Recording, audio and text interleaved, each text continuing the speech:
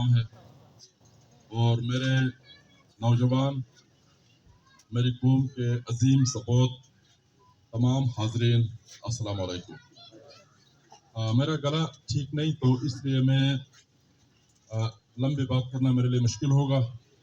ताहम मैं सबसे पहले आप सबको मुबारकबाद देता हूँ कि आप किसी कौमी मामले पर, किसी इशू पर इंतहाई दिली जज्बात के साथ, जोश जज्बे के साथ यहाँ तशरीफ फरमाए। यकीनन गंदम कोई बुनियादी चीज़ नहीं, इससे आगे भी कौमी ज़िंदगी के बड़े मामलात हैं।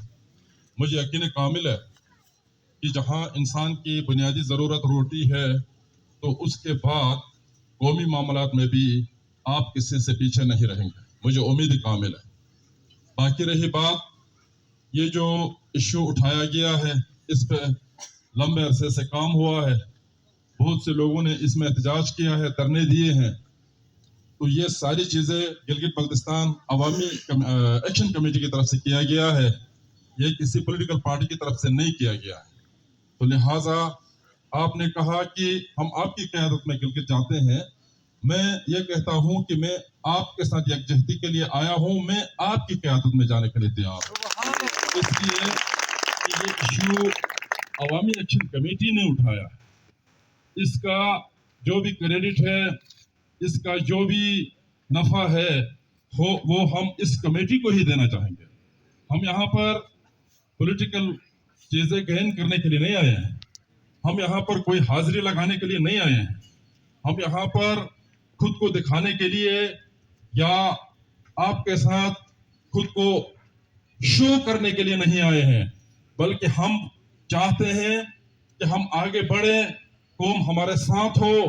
गंदम ही नहीं बल्कि ये खेती पर भी हम कब्जा करें, ये पहाड़ भी हमारी मलकियत हो, ये दरिया भी हमारे मलकियत हो, और हमारे ऊपर ये आसमान के मालिक भी अल्लाह ताला की जात के बाद हम हो।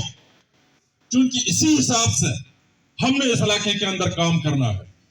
आप देख रहे हैं कि सिर्फ गंदम का मसला नहीं है, इन पहाड़ों को पाकिस्तानी जर्नलों और चीनी कारोबारियों ने मिलकर बांट लिया है, और इनके बाप के ये पहाड़ नहीं है, इनके बाप के ये पहाड़ नहीं है। पाकिस्तानी जर्नलों, तुम अमेरिका के डॉलर खाकर तुम्हारा गुजारा नहीं होता है जो गिलगित के पहाड़ों को खा रहे हो। तुम अमेरिका के डॉलरों से तुम्हारा पेट नहीं भरा।